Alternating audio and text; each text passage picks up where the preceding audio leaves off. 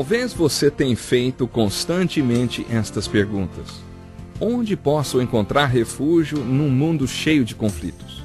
Ou como e onde posso encontrar força para vencer nesse mundo que oferece tantas derrotas? Acompanhe agora com o pastor Edson Bruno mais um programa Encontro com a Palavra.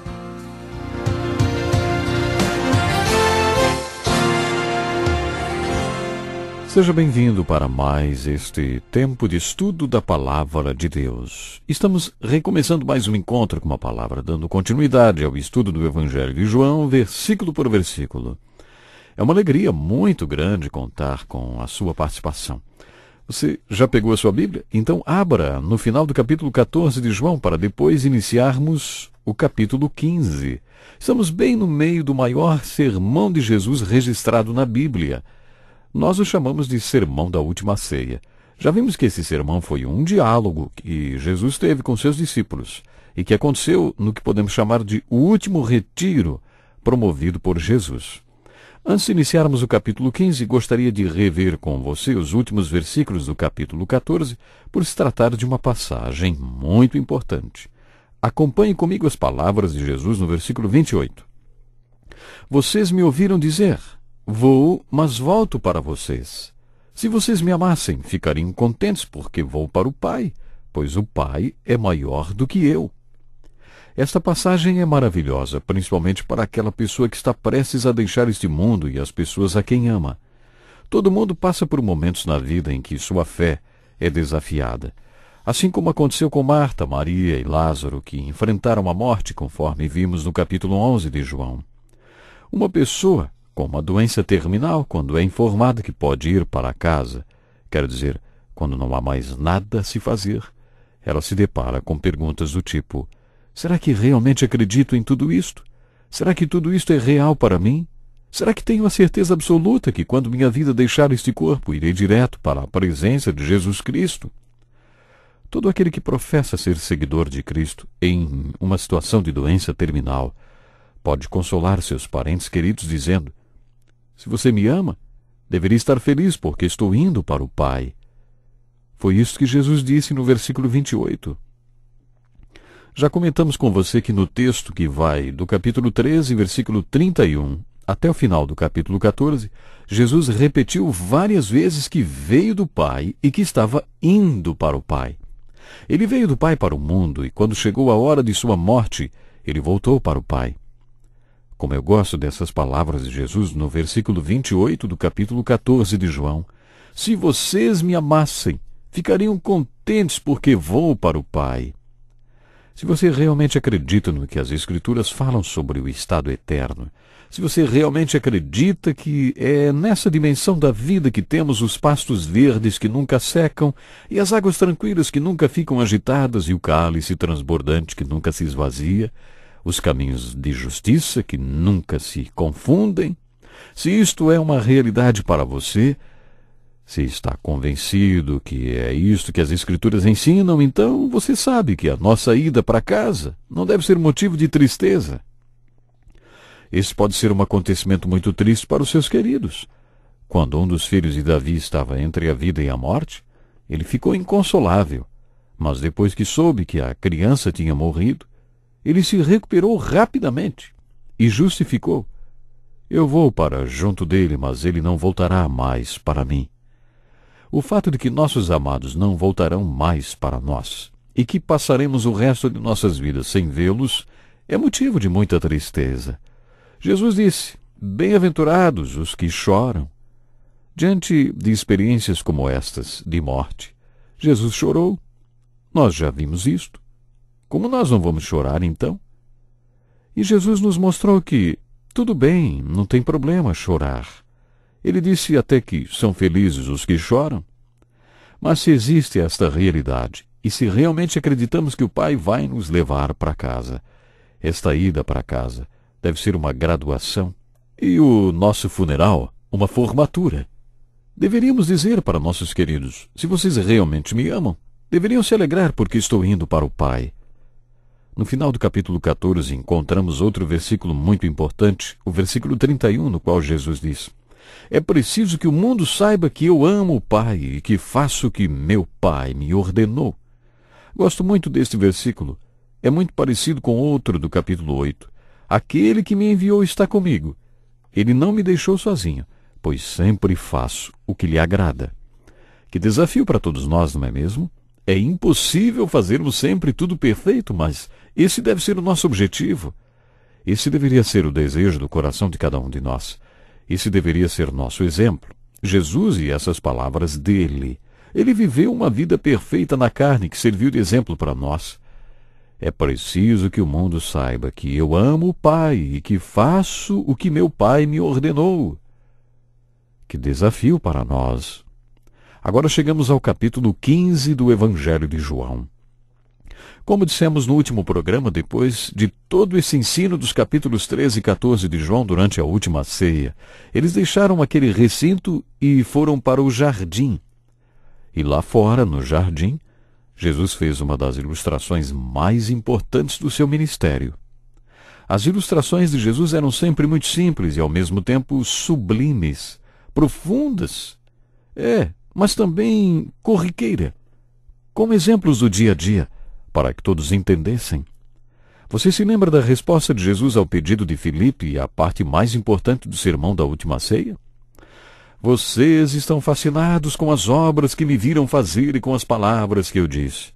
A chave para tudo que falei e fiz é a seguinte: eu estou no Pai e o Pai está em mim. Estamos unidos um ao outro. Se vocês forem um comigo, depois que eu deixar este corpo e voltar para vocês outra vez, se vocês forem um com o Espírito, se vocês estiverem no Espírito e o Espírito estiver em vocês, como eu estou no Pai e o Pai está em mim, então a obra de Deus será feita e a palavra de Deus será anunciada na terra através de vocês. Foi isto que Jesus ensinou na parte mais importante desse sermão. Mas agora eles estão no jardim e Jesus puxou um galho da videira carregado de frutos e usou como ilustração para um importante ensino. Jesus estava ilustrando tudo o que tinha falado lá dentro durante a ceia. Jesus tinha falado sobre os discípulos estarem nele, depois que ele deixasse aquele corpo, para que eles pudessem fazer a obra do Pai e anunciar as palavras do Pai. Agora Jesus passou a ilustrar isto com as seguintes palavras: eu sou a videira verdadeira e meu Pai é o agricultor. Todo ramo que estando em mim não dá fruto, ele corta. E todo que dá fruto ele poda, para que dê mais fruto ainda. Vocês já estão limpos pela palavra que lhes tenho falado.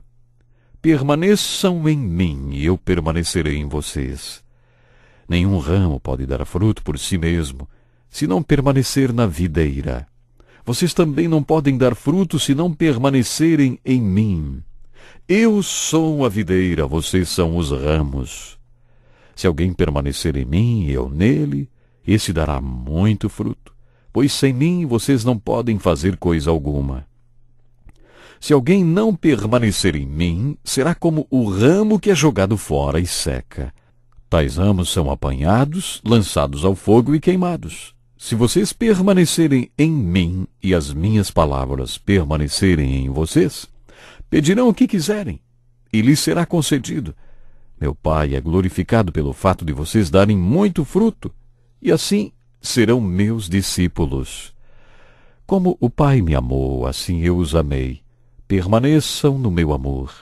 Se vocês obedecerem aos meus mandamentos, permanecerão no meu amor, assim como tenho obedecido aos mandamentos de meu Pai, e em seu amor permaneço. Tenho-lhes dito estas palavras para que a minha alegria esteja em vocês e a alegria de vocês seja completa. O meu mandamento é este: amem-se uns aos outros como eu os amei. Ninguém tem maior amor do que aquele que dá a sua vida pelos seus amigos. Vocês serão meus amigos, se fizerem o que eu lhes ordeno. Já não os chamo servos, porque o servo não sabe o que o seu senhor faz. Ao invés disso, eu os tenho chamado amigos, porque tudo o que ouvi de meu Pai, eu lhes tornei conhecido. Vocês não me escolheram, mas eu os escolhi para irem e darem fruto, fruto que permaneça, a fim de que o Pai lhes conceda o que pedirem em meu nome. Este é o meu mandamento: amem-se uns aos outros. Estas palavras de Jesus são uma ilustração e aplicação do que ele falou durante a última ceia. Jesus tinha falado sobre sua palavra e sua obra serem resultantes do seu relacionamento com o Pai, e que se os discípulos tivessem o mesmo tipo de unidade em Cristo e Cristo estivesse neles, se eles vivessem no Espírito e o Espírito neles, se eles vivessem no Pai e o Pai neles, então eles também fariam a obra de Deus e anunciariam a palavra de Deus. No capítulo 15, Jesus ilustrou tudo isto com a figura da videira. Podemos considerar esta passagem como o discurso de encerramento desse seminário de 3 anos que os discípulos fizeram com Jesus. E agora Jesus estava lançando sobre eles uma grande responsabilidade. Eles teriam que dar frutos. Esta linda metáfora pode ser dividida em 4 partes: a videira, os ramos, os frutos na ponta dos ramos e o agricultor, que cuida da videira e dos ramos. Jesus falou claramente que ele é a videira e os discípulos os ramos. O Pai é o agricultor. E os frutos na ponta dos ramos correspondem à palavra do Pai sendo anunciada e à obra do Pai sendo realizada na terra. Isto é o fruto. Nesta ilustração, Jesus mostrou 10 razões por que devemos ser frutíferos. Jesus disse que devemos ser frutíferos porque um autêntico discípulo de Jesus sempre é frutífero. É o que entendo dos versículos 2 e 6. Todo ramo que estando em mim não dá fruto, ele corta, e todo que dá fruto, ele poda, para que dê mais fruto ainda. Se alguém não permanecer em mim, será como o ramo que é jogado fora e seca. Tais ramos são apanhados, lançados ao fogo e queimados. Nesses versículos, Jesus está dizendo que não é possível que um ramo esteja nele e não dê fruto. Seu pai o corta e lança fora. Depois, os ramos secos jogados no chão são recolhidos e lançados no fogo. O que ele está dizendo aqui é impressionante. Não é possível que um ramo esteja em mim e não dê fruto. Em outras palavras, não existe discípulo de Jesus infrutífero. Jesus está dizendo que devemos ser frutíferos porque é assim que demonstramos ao mundo que somos verdadeiros discípulos de Jesus. Olha, Jesus deixou isso bem claro no versículo 8. Meu Pai é glorificado pelo fato de vocês darem muito fruto, e assim serão meus discípulos. Dê fruto para Deus. Vamos continuar no próximo programa. Que lição importantíssima. Obrigado, pastor Edson Bruno. Prezado ouvinte, coloque em prática o que você ouviu aqui. Sem dúvida, sua vida será grandemente abençoada. Este é um estudo escrito pelo Dr. Dick Woodward, na voz do pastor Edson Bruno. Escreva-nos e solicite o material. Nosso endereço é Encontro com a Palavra, Caixa Postal 2011, CEP